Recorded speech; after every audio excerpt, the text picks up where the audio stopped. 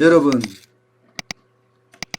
코로나19의 재확산에 따라서 사회적 거리두기 2단계로 이게 강화됐잖아요.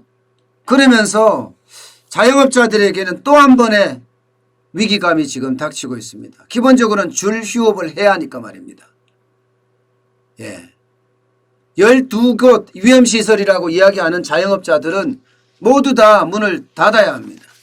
12곳이라는 게 유흥주점이나 콜라텍이나 단란주점, 감성주점, 헌팅포차, 노래연습장 이런 데거든요.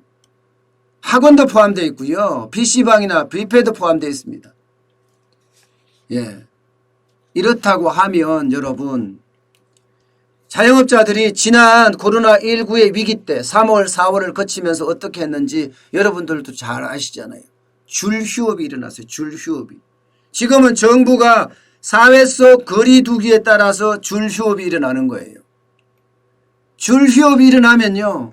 안 그래도 지금 코로나19 때문에 사실 고용이 엉망진창입니다.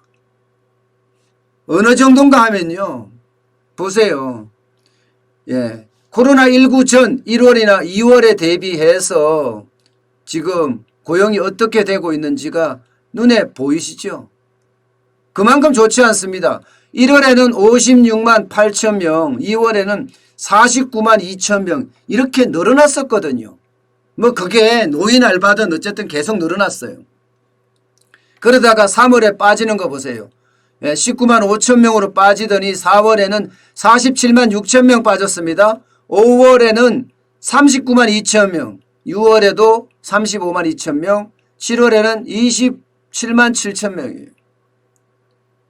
이게 신규 취업자가 이렇게 줄어든다는 것은요.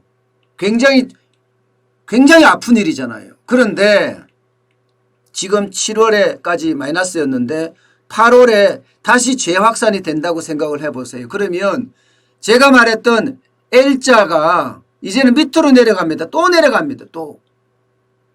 사실 5월부터 이렇게 올라간 것도 노인 알바가 많이 일어났기 때문에 정부가 재정 풀어서 단기 알바를 사서 일자리가 사실 늘어난 거예요. 실질적으로 기업에서 일자리가 늘어난 것은 아니에요. 이거는 통계 착시고 통계 왜곡이고 사실은 좀 더 심하게 나가면 통계 조작이라고 이야기할 수 있는 게 바로 이런 부분이거든요.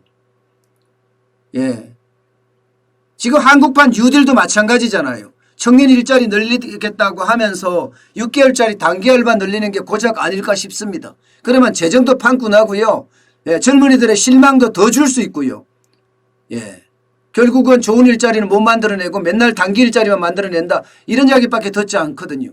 지금 제가 보는 상황은 지금도 노인 알바를 하지 안 하면 지금 4월이나 47만 6천 여기나 뭐 오히려 더 내려가면 더 내려갈 것 같아요.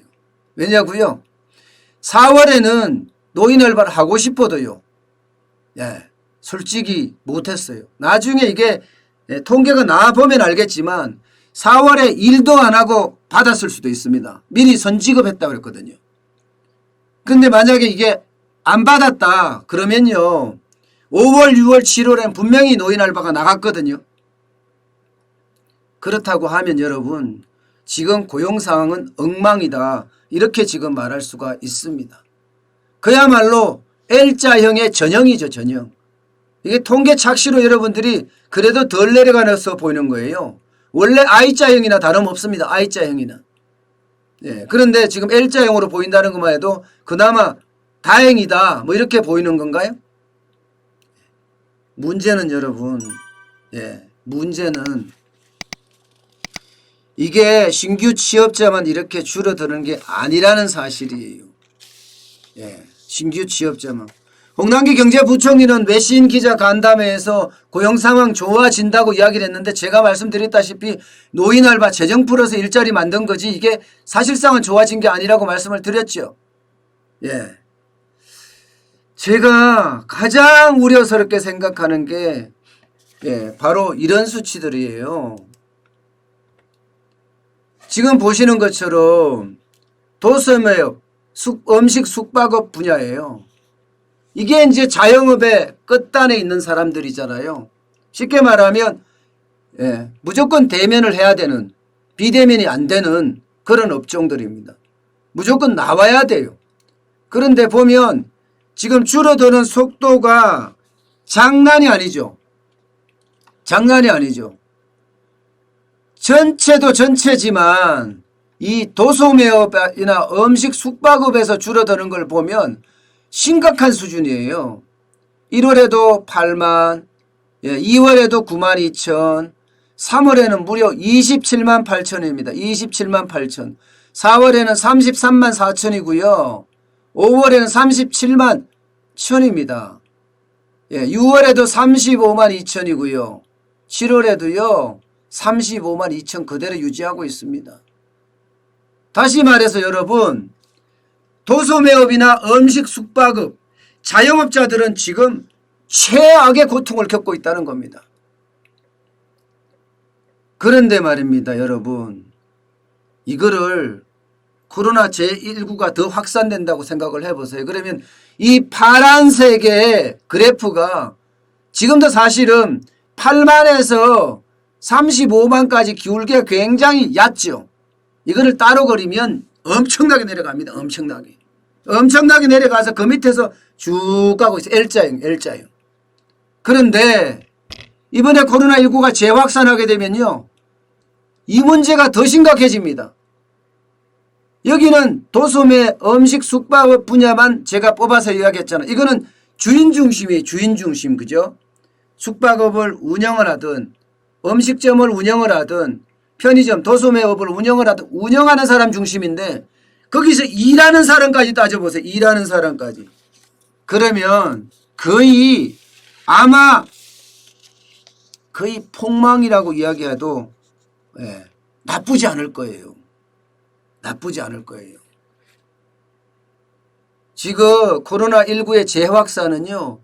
확실하게 자영업자의 어떤 목줄을 확실하게 죄일 수 있는 데다가 거기에서 일하는 사람들까지도 또 쫓겨나야 되는 그런 안타까움이 또 발생될 것 같습니다. 그래서 제가 고용참사 또 덮친다는 표현을 썼어요. 이미 2단계에서도 2단계만 해도 덮칩니다. 2단계만 해도 덮쳐요.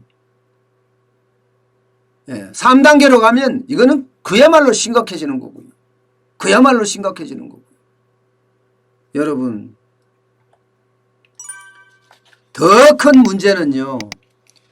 3단계로 갔을 때라고 해서 그것을 연구 조사해서 한국은행이 발표한 논문이 있어요. 논문이라고 하기보다는 보고서라고 할게요. BOK, 뱅크 오브 코리아겠죠. BOK 이슈 노트라는 데다가 나왔는데요. 코로나19에 대한 고용 취약성 측정 및 평가 보고서예요. 이거는 한국은행 조사국의 531 과장이 작성을 했습니다. 이상하 조사역도 같이 했고요. 그 내용을 보면요. 간단합니다. 간단합니다. 그냥 이게 사회적 거리두기 3단계로 가면 3명 중에 1명은 3명 중에 1명이에요. 3명 중에 1명은 단축 근무를 하든가 일수요직을 하든가 아니면 실업을 한다. 이렇게 보고서는 말하고 있습니다.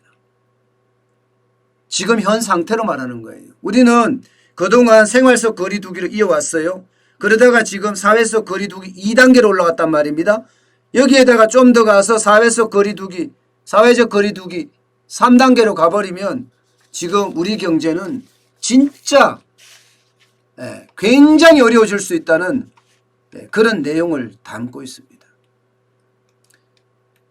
어쨌든 또 고용 참사가 일어날 수 있다는 사실에 참 마음이 많이 아픕니다.